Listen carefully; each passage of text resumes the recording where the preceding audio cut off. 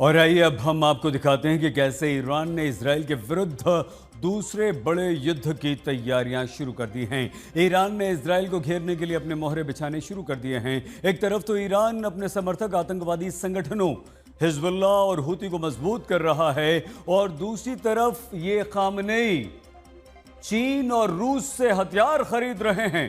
इसके अलावा ईरान ने पाकिस्तान को भी अपने पाले में लाने का प्रयास शुरू कर दिए हैं ताकि जरूरत पड़ने पर वो पाकिस्तान का साथ भी हासिल कर सके। और ये सब इसराइल को समझ में आ रहा है खामनेई की चाल, क्योंकि इस बार ईरान और इजराइल के बीच अगर युद्ध छिड़ता है तो इजराइल के लिए बिल्कुल भी आसान नहीं होगा।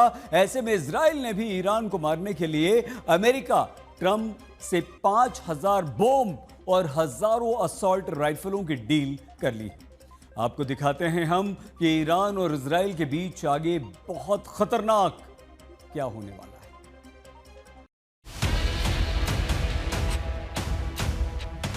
है। ईरान और इजराइल में जंग फिर से तैयार, भीषण होगा वार।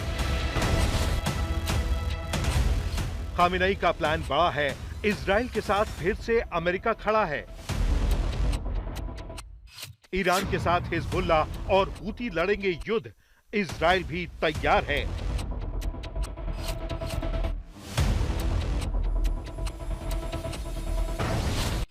रूस और चीन ने ईरान को हथियार दिए, खामेनेई का हौसला बढ़ गया। इजराइल ने खरीदे 5000 बम, ईरान का प्लान पाकिस्तान क्या है?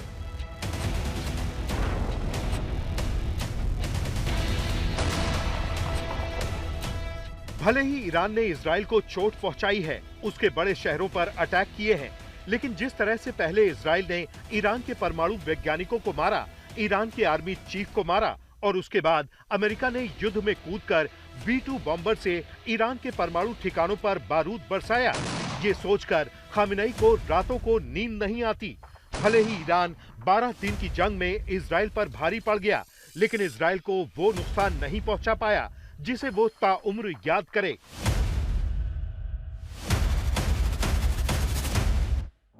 और अब खामेनेई ने इसी की तैयारी शुरू की है।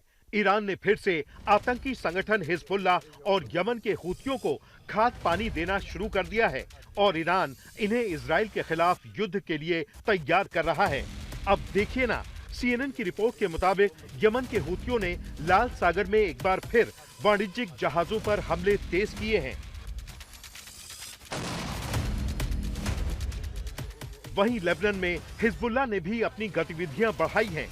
ये इन सशस्त्र समूहों के नेटवर्क को ईरान का समर्थन दिखाता है और ये इजराइल भी समझ रहा है, इसीलिए उसने एक बार फिर से यमन और हिजबुल्लाह के खिलाफ युद्ध छेड़ दिया है ताकि वो ताकतवर ना बन सकें। इजराइल ने हिजबुल्लाह पर फिर से हमला किया है। इजराइल के रक्षा मंत्री इजराइल काट्ज ने पुष्टि की है कि इजरायली वायुसेना ने बीते कुछ घंटों में लेबनान की बेका घाटी में हिजबुल्लाह के रणनीतिक हथियार निर्माण और भंडारण ठिकानों पर बड़ा हमला किया है। इन हमलों का मुख्य निशाना था हिजबुल्लाह का सबसे बड़ा सटीक मिसाइल निर्माण संयंत्र, जो ब्रिटाल गांव के पास स्थित है। यही संयंत्र पहले भी कई बार निशाना बन चुका है। काट्ज ने स्पष्ट कहा, आतंकवादी संगठन की किसी भी पुनर्निर्माण या खतरे की कोशिश को इजराइल बिना किसी समझौते के बलपूर्वक रोकेगा। ये हमला न सिर्फ हिजबुल्लाह की मिसाइल क्षमता को कमजोर करने की कोशिश है, बल्कि ईरान और हिजबुल्लाह के गठजोड़ को एक सख्त भू राजनीतिक संदेश भी है। दूसरी तरफ ईरान को रूस और चीन ने भी हथियारों की सप्लाई शुरू कर दी है। जी हां, ईरान ने रूस से S-400 एयर डिफेंस सिस्टम हासिल किया है, तो चीन से भी ईरान ने लड़ाकू विमान और मिसाइलें हासिल की हैं। चीन से ईरान ने J-10C फाइटर जेट्स और PL-15 मिसाइलें हासिल की हैं। ईरान की युद्ध वाली इन तैयारियों को देखकर इजराइल ने भी अमेरिका से हथियारों की डील फाइनल की है। अमेरिका ने इजराइल को बड़े पैमाने पर हथियार बेचने की मंजूरी दे दी है। अमेरिकी सेनेट ने $675 मिलियन की डील को हरी झंडी दे दी है। इस डील के तहत इजराइल को 5000 बम और हजारों असॉल्ट राइफलें मिलेंगी। इजराइल और अमेरिका की इस डील को दो तरह से देखा जा रहा है। एक तो ईरान का रूस और चीन के हथियार खरीदना, दूसरा परमाणु प्रोग्राम फिर से शुरू करना।